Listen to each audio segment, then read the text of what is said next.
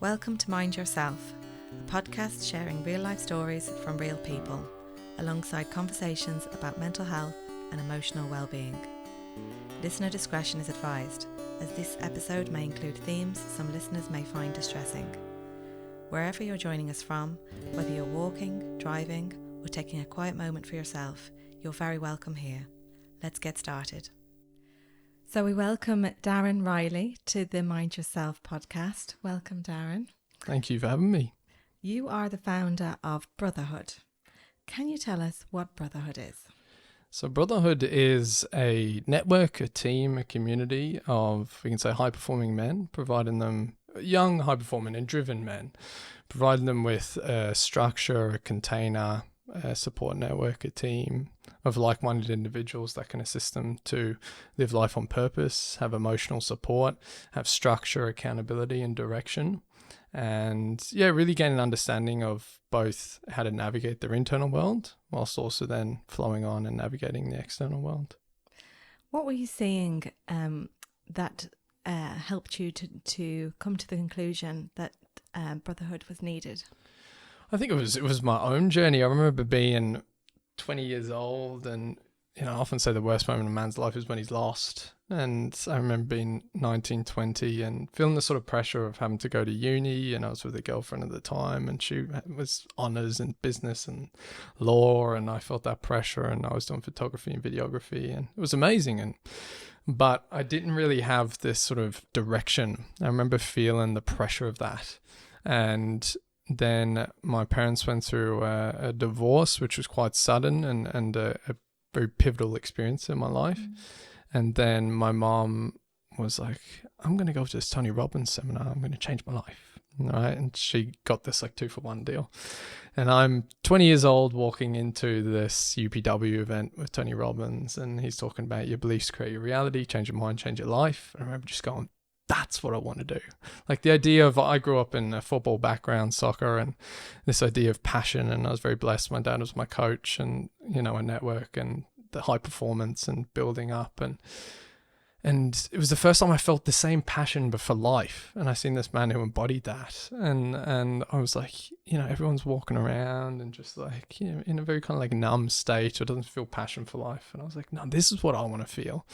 And then I joined as Master University and, so forth, went on this journey in different coaching courses. And then I ended up, having a kind of existential crisis at 21 and ended up drinking ayahuasca at 21 and in these sort of ceremonial spaces. And as I was in that space, I went through a relationship breakup, but all these books come to me about the importance of male initiation and rite of passage, and, King, Warrior, Magician, Lover by Robert Moore and Douglas Gillette. They're students of Carl Jung's sort of psychological approach. And then there was Robert Bly, who wrote a book called Iron John, and this idea of integrating the wild man and the journey of that. And and I remember I was just journeying through my own shadows, and as I was reading this, I was just like, wow, this feels like, there's a great phrase I love, which is amor fati, a love of one's fate. And it felt like that, like this is what I'm meant to do. And the more I kind of went on the journey with the medicine, the more I kind of connected with my own internal guidance system. As fluffy as that sounds, but it's so deeply true, is the person we're looking for all along is ourselves. And I came back to, and it just felt like, this is who I'm here to be. I think Carl Jung would call it the process of individuation, becoming the individual, becoming what it was made to be from the very beginning. So and then the kind of idea of combining the Tony Robbins, what I gained from the plant medicine, and then studying and assisted psychotherapy, and, high performance in the football and the team, that just all culminated into what Brotherhood is today. And it was what I was passionate about. And then the more I went around, the more I seen, there was so much stuff for these kind of men. But what about the younger guys coming through in a space that they feel like there's other lads like them who they can resonate with, that doesn't feel so far ahead in a different sort of stage of life. And that's kind of created, here we are about 7-8 years later. It's quite unique to experience this illumination you've described at such a young age. It's often something that people come to in the kind of midlife pivot. Why do you think so many men are feeling lost and disconnected and unsure of their place in the world? Yeah, particularly young men. Yeah, I think. Look, there's there's a phrase thrown around a lot, toxic masculinity. And I think that can do a lot more harm than good to young men, because then they're sitting with the question, well, if being a man is toxic, then is there something wrong with me? So, and I think, look, naturally, there's this process of evolution of like, okay, the definition of masculinity did need to change, or at least how it was modeled in the world. And obviously there's, a lack of integrated male role models or father figures, or lack of even, fathers in the household, which then leads to, or even the kind of emotional intelligence as times have changed, and even how the household has changed and evolving with, both male and females working in the household, and both men and women rediscovering in this new landscape. It's like, how do we find that balance and this sort of, this new model of relationships moving forward? Because it does have to change with the times. And I think it's just like a natural evolution. So in that sort of space, there isn't kind of a clear model of what it means to be in this day and age. So I remember sitting with the question, what does it even mean to be a man? Because I used to think when I played soccer, I was the sort of warrior on the pitch. But then in life, I was a nice guy. So if I was too aggressive, I would get shunned. And then if I was too nice, I'd get walked all over and women didn't find me attractive. So I was like, what the hell is the middle ground here? So then as I came to understand, healthy masculinity is having the capacity to be both strong and gentle, right? It's like so often we think it's like masculinity is a one-dimensional way of being. This depiction of the archetypes. So it's like there's either the warrior or there's the lover. All right. And it's like, I'm either one or the other. But it's like, no, we can be both. And I think a great depiction of that in stories or in movies is Aragorn in Lord of the Rings, where there's this one scene, and I'm not, condoning violence, but where, he has the ability to be a savage and he fights off an orc, and then his brother's dying there and he's showing emotion unashamedly. And I think that's a beautiful example of what it means. Yeah. You've touched on something quite important there. I think it's that pressure on men to be strong. But is there a difference between strength and toughness? Yeah, I think strength comes from, strength comes from having experience, because what I come back to is like strength comes from an internal confidence, right? So as men, as I learned in my psychotherapy, yes, everyone's after self-love, right? But for men, it's self-respect. Right now, how do men build self-respect? It's having undeniable, stackable proof that you are who you say you are. So the masculine grows through challenge, right? So that's why naturally it's like the boy wants to break against the confinements of the world. He wants to push against the confinements of the mother world and go into they call it in archetypal stories, the world of like the father and testing and challenge. But and that's where he comes against his confinements. But it's also through that he proves to himself that he can do difficult things. And then there's that internal self-respect that comes on. But then toughness has like a hardness to it. It's almost like a fear. So fear in the sense of where I need to act so tough that I can't let anyone in. And that generally comes from maybe a lack of trust in relationships or pain, and an idea of, holding back.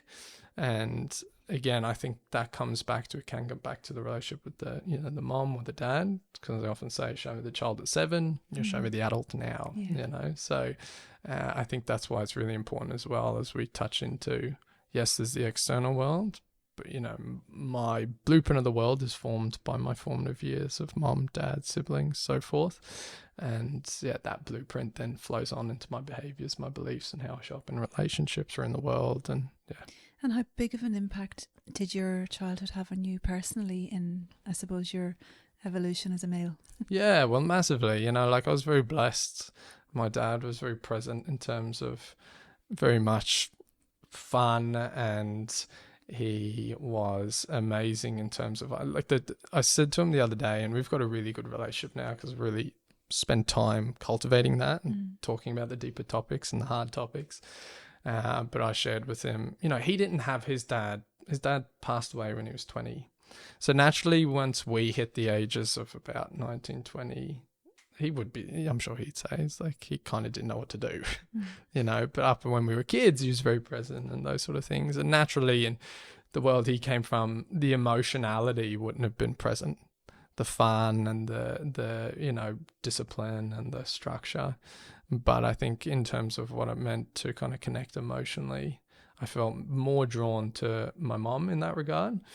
But then I suppose in that essence in relationships, then I would seek regulation through women in relationships, which then would be codependency. Yeah.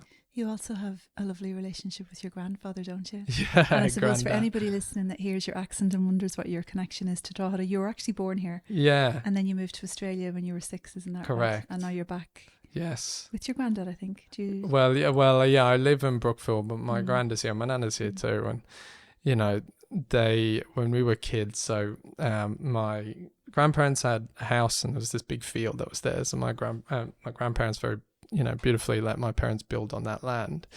So when we were kids, we used to, when mom and dad would be doing something, the three of us would sneak across the field and run through the cow poo and, go to my nana and be like, can we have some ice cream? And then she'd give, and I really feel for them when speaking to them about, us leaving. They were heartbroken. And I still remember the story. My mom told me that when we arrived to Australia, I rang my nan and granddad and I was like, I didn't know I was going to feel like this.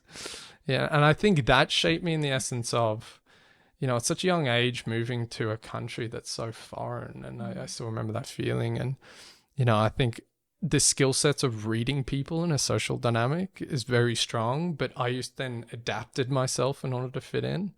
So that was a big thing as I was, navigating with the medicine, all those sort of things. And that's why the social dynamics at school played a massive part. And then the understanding of having a healthy brotherhood being so crucial, because I did adapt. I went against who I am at the core. I didn't know who I was because it was just, who did I need to be in order to fit in? And I think there's so many people, no matter whether you move to a country or not, would have felt that. Yeah. Why do you think it is that emotional intelligence is such an important skill for men to develop?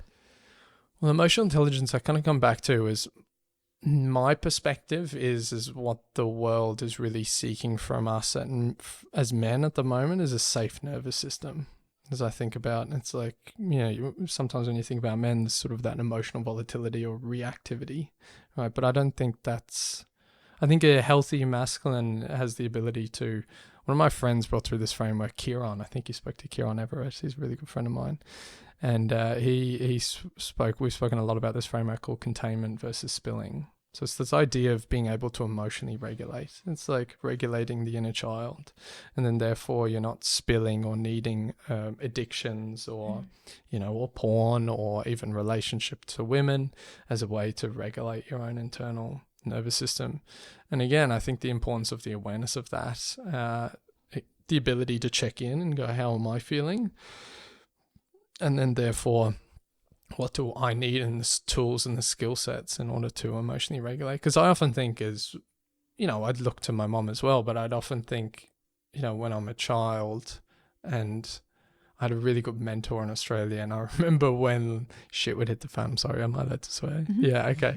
When shit would hit the fan, I'd look to him and he'd go, you're safe, you're good. And then I'd go, so he was that pillar of safety. And I think about moving forward when I have a family or even my partner, like the ability for her to look at me and me be that pillar of calm, and then she relaxes because, then she knows I'm not going to emotionally react. And that's been a big thing that's come up in our relationship is, she grew up around maybe men who are more kind of emotionally volatile and, and she kind of braces for me to react and I don't. So I think that's it's such a crucial component, if that answers the question correctly. Yeah. Yes. What are some practical ways that men can become more emotionally aware? I think first and foremost is, getting in an environment where you can have different role models of individuals who are emotionally aware. Because I think men, we work off a lot of modeling. It's one thing to hear a framework, but as well, it's like that monkey see, monkey do. If we see people we really admire or that we really resonate with. And that's why, I'm still a 20-year-old who goes to the gym and all these things, and I have the Nike stuff for Brotherhood because it speaks to those lads and they go, wow, he's like one of us, but yet he's emotionally aware. So then they see themselves and they go, oh, it's okay These are permission slip. It's okay to be emotionally aware. So I think, first of all, finding a community and just being inquisitive and going, I speak to a lot of men, and it's like, what do you really want in life? When you ask any man, it's like, okay, well, he wants to have a beautiful family, a beautiful business, and generate an amazing life. Well, if you're not doing the work to become emotionally intelligent, I can tell you right now, like, you'll end up self-sabotaging it.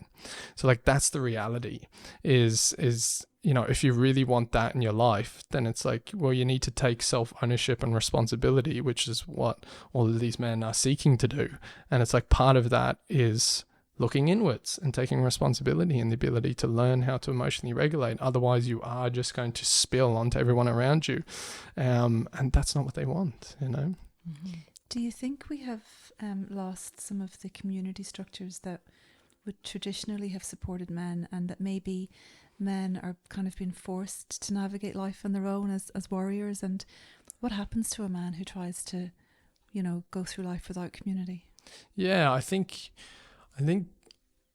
where it was lost, I can't pinpoint, because I think, when I think of structures that probably supported different versions of men, I think it's transformed in ways. I think a lot of men find that in maybe, football or sports, but there's this surface level where it's at the pub and, different things like that. And there's often slagging and it's very performative. But they love that camaraderie. Even you think about men who were in the army or in war, it was through challenge that they would bond as a unit. It's like looking at the guy next to you, look into his eyes and realize he's going to go that extra inch for you. I think it was Any Given Sunday, a great speech by Al Pacino. And, and you see, and like even in elite sports, there's this camaraderie. And my idea is like, well, why don't we have that for life? In terms of the support structures, I think it's evolving. I think in a way where it supports those traditional values. You speak to most men, it's they don't want to lose the discipline, the structure, the assertiveness, the leadership, and the success. But realizing for that to be of utmost fulfillment and amplified, it's like we bring in the emotional intelligence, the love, the empathy, the compassion, and it doesn't take away from it, actually amplifies it. So I think, yes, they have fallen away, but I think they've also needed to evolve to the times. And I think there are more support networks coming through. I think it comes down to but the individual has to be willing to do the work, my mentor would say. What have you witnessed in your work when men do come together in a safe and supportive environment? Oh, it's amazing. Like on the retreats, one of the things is on the first night we have a question is like, what's something that's bogging you down that you really want to share today? And then I usually lead by example. I think there was one time I had this pretty full-on event happen, and just like right before the retreat, and I just shared openly, and the lads were looking at me like this, and then it just opened up, and then another lad shared deep, and it got to my mate Luan, and he's crying his eyes out, and he's like, oh my God, like no one's ever shared this. And the immediate weight, because as men, there's this sort of shield we hold up, and it's like, I have to look strong. And then once they see, it's like, oh, we all go through the same thing. The weight that drops off, you can see, they're like, oh my God, I don't have to keep this inside anymore. So they can drop the armor. Yeah, drop the armor, which is a massive weight. And we live very much up in our head, right? Because we're problem-solving machines. But, you get in your head, you're dead. You can't think your way out of an emotional, problem. You have to acknowledge it and feel it. So, yeah. And you mentioned medicines there, as in ayahuasca. What influence did that have on you personally then? Yeah, massive. Like, I mean, I feel so blessed that I was raised in this like sacred environment. I like from my 20s all the way through my 20s. That was, my beautiful mom also was in that community as well, and the people who facilitate that space became like another set of parents. And he was, my mentor Adrian. He was such a great example of that combination of strength and compassion. Was incredibly hardworking, very assertive, spoke his truth when needed, because you have to be in that sort of role when you're looking after so many people, like 600 people in the community. And but was very open and emotion, when I was leaving, he was crying his eyes out as if I was his son, and it was this sort of beautiful space. And I feel very blessed because I got an example of that, and and my dad as well in different ways. So long story short, yes, I think the medicine connected me back not only to myself, also navigating through the kind of deeper emotional things, but also connecting to something greater. What that is, I don't think I necessarily put a name on it. Can you attempt to describe it to somebody who wouldn't have had that experience? Yeah, the ayahuasca experience. It's very hard to put in words. It's almost like ineffable. It's one of those experiential things.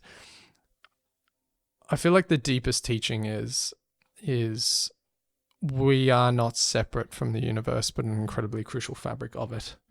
And the moment we realize that, we realize there's actually nothing wrong with us.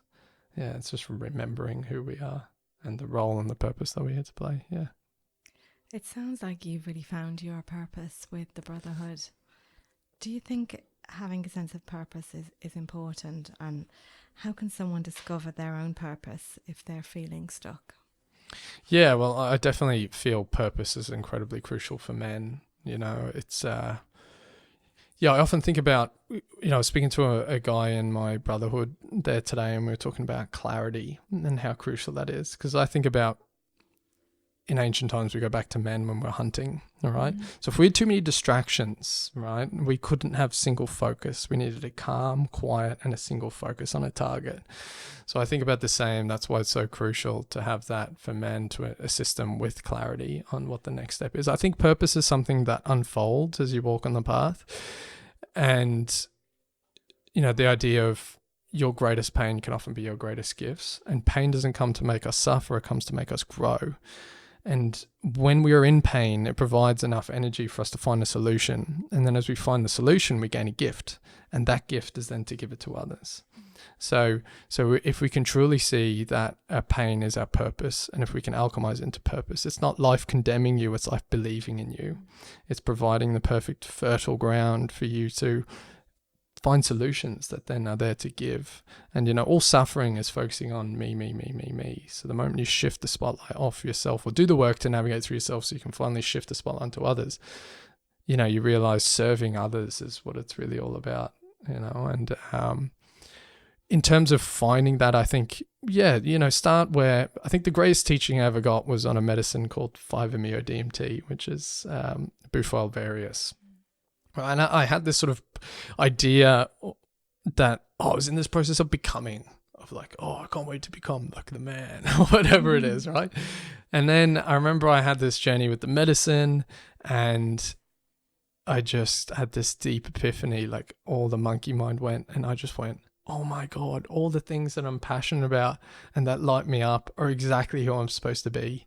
And that's what I'm here to speak about. And that's it. And it's as simple as that. Sometimes we overcomplicate it as humans. I truly do think whatever you're passionate about, whatever you're drawn towards, is a golden Easter egg guiding you to what you're here to give to the world. Because what's often ordinary to you is extraordinary to others. So Darren, does it follow naturally then that if a man has a good, solid relationship with himself, that will impact his relationships with others and help him to be a better father, brother, friend? Yeah, well, 100%. Yeah, because again, your every relationship in your life is reflective of the one with yourself. So, because reality is reflexive, and intention's everything. So, it will constantly mirror back to you. Relationships are the greatest mirror. So you can't give what you haven't received. So I often thought about that too. When I was a kid, one of the things I always wanted to hear from my dad was that he was proud of me. And then I had this deep insight. I was like, oh, wait, his dad died when he was 20. Did anyone tell him that he was proud of him? So we can't give anything that we haven't received. So I was like, oh, he's probably not saying it because no one said it to him. So then I was like, oh, let's shift the pattern here. So then I was just like, started saying to him, I was like, I'm so proud of you and what you're doing. I could see him light up, So, and then invariably it like changed, and he then started to say, so, first of all, I think bringing that, bring that to yourself. It's like, what do I need internally? And yes, I can't change the past, but there is that idea of that you can reparent and give yourself what you feel it is you didn't need. And then through that will be how you show up in your relationships, and how you speak to yourself and how you support yourself is how you will show up in relationships. Was inner child work part of your journey? Definitely. Like, I mean, I had an MDMA assisted psychotherapy where we went through my timeline, and I remember going back and with certain shame and things that I held on from the past. And I remember, as most people, it's like you think to yourself, I'm never going to share this. What will people think of me? We all have that. And I've sat in on, thousands and thousands of hours of sessions. And like you hear, like people obviously go through horrific things and also then go through very similar things. And you just realize, like, we all have our stuff. But when we're in our experience, we think, nah, we're the only one with this experience, right? And then I remember just going, the whole session, I was like dancing around it. I was like, I really don't want to go there. And they could like read between the lines. And then I just went, okay, blah, blah. And I shared, and they were just like, yeah, you were a child. And then I just had this like euphoric release of shame. And it was this beautiful story of when I was a, this is kind of a synchronistic moment. When I was a kid, all I wanted to be was Spider-Man. Right. And, as I released in that moment, they said, look behind you, and there was a spider right next to my head. I'm not even joking. Like in that synchronistic moment and that's where ritual comes in. There's the balance of, yes, doing it in a controlled manner and structure, but that's where the magic comes. And that's what I found with the medicine. There's the natural world and then there's the supernatural. And these things are so real. And we look at these movies like Avatar or, and they have these connections to the land, but yet we have these plants that grow from the ground and, rebuild serotonin in the stomach lining, promote neurogenesis and neuroplasticity. It's like 25 years worth of therapy in one night. Like the most incredible connection to yourself, to the world at large. It's like, it's incredible, Do you find Australians more open to that than Irish people? I've been surprised. Like, I think Irish people are very open to this. The more I've spoken to people, I don't know whether it's your vibe attracts your tribe, but I think as well, I've been pleasantly surprised. I came in with a sort of preconceived idea that maybe people wouldn't be, but I think people here are, because I think those modalities have been etched in our history and traditions throughout time. And I think the world is becoming more open because there's so much research backing it up. Yeah. And what have you learned about vulnerability through your own journey? Yeah, so most certainly vulnerability is strength. Understanding in men why they feel they're a certain way about vulnerability, because in war, vulnerability meant open to attack. So that's their sort of blueprint of it. But as I say to the lads in Brotherhood, what creates the best teams? Let's say a lot of them will connect with teams or sports or elite business teams, right? What creates the best teams in the world? Well, it's trust, right? But then how do you build trust? Well, it's by seeing yourself in one another. And that can only be through vulnerability, by seeing yourself and your fellow man. And then also shared hardship. So going through shared challenge together, that really bonds men, incredibly well. If you can bring in vulnerability and shared hardship, you will bond. I've seen it time and time again. It's so funny watching the guys come into the retreats in the first night. They're all a bit like, body language closed. And by the Saturday night, they're all like brothers and hugging and, they've known each other for their whole lives. And sometimes they feel more connected to those men than they have anyone in the whole life, because they've actually just gone, I can just be real here, which is freeing for them. So yeah, it is incredibly powerful. I think there's a balance of, everyone's saying to men, how to be vulnerable. Sorry, they need to be vulnerable. I think there's an essence of teaching them how to be, because sometimes what can happen is they go from being very emotionally cold to then it's like they're not given a framework or understanding on how to be vulnerable. So then maybe in a relationship, they just emotionally spill, and then the woman feels overloaded by that. Whereas then, say, like, for example, with containment, it's like if I'm going to my partner and I'm struggling a bit, right, I might go to her, hey, I just wanted to fill you in and let you know that, I've been feeling a bit sad recently.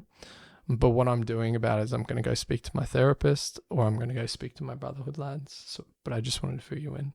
So I'm not putting it onto her for her to fix it. I'm giving her insight into what I'm feeling, but I've already offered leadership in terms of what I'm doing with that, if that makes sense. Yeah. Do you think it is that connection that men are really searching for under the surface? Yeah, I think we're all searching for connection. I think at the end of the day, what both men and women want is to just understand one another, like we really, really do. And I'm truly, like, I grew up with a sister, and I'm very close to my sister and mom, and, a beautiful girlfriend. And like, I'm fascinated by females as well. And it's like, it's so different. We're so similar, but also so different. And I think there's so much in the world where, like, they're trying to, the world's trying to push us against one another. Where it's like, if we just seek to understand one another, then I think the world will be a better place. So yeah, connection with themselves, most certainly. Connection with something greater. That's different for everyone. I don't believe it's like someone can sit there and go, this is the way. And I'm a firm believer of that. I think that's unique to every individual, and it's important they find their own. There's many ways up the mountain. They find their own way with that. Because with Brotherhood, we don't have like a doctrine, which is so crucial. It's more so, hey, let's support you to find what's your truth and your connection. But most certainly, connection to himself, connection to community, because that provides foundation. You think of Maslow's hierarchy of needs, love and belonging. And then, from there, it's like you can't even get to self-actualization if you don't have those basic needs of community. And then, a community that supports, and then purpose and all those things come after that. So I think at the foundation, 100% it starts with connection. Yeah.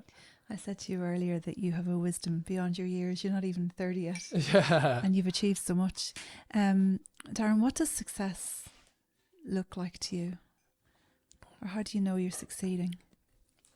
By serving, I think. I think success is one of those things. Of course, I have targets and things where I would love to be doing this even more full time in different ways, and doing, more speaking at different places, opportunities, and expanding more.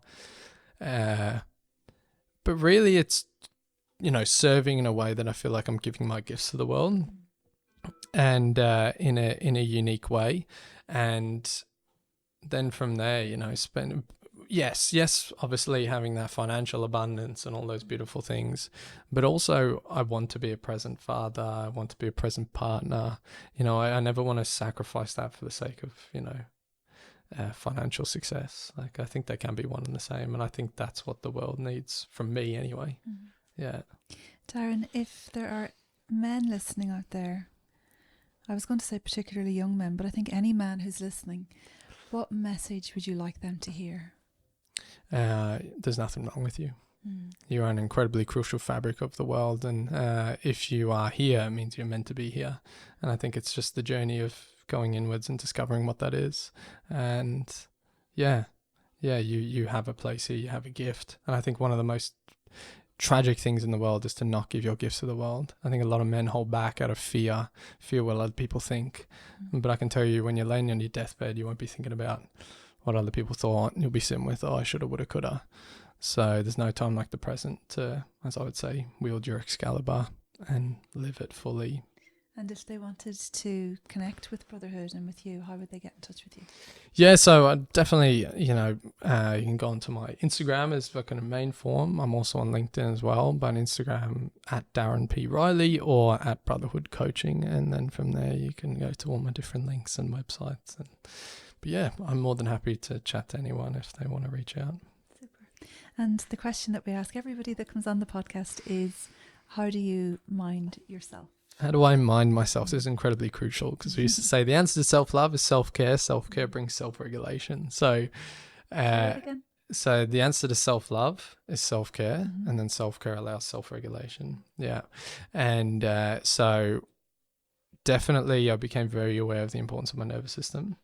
So when I need it, I have a sleep in if I need.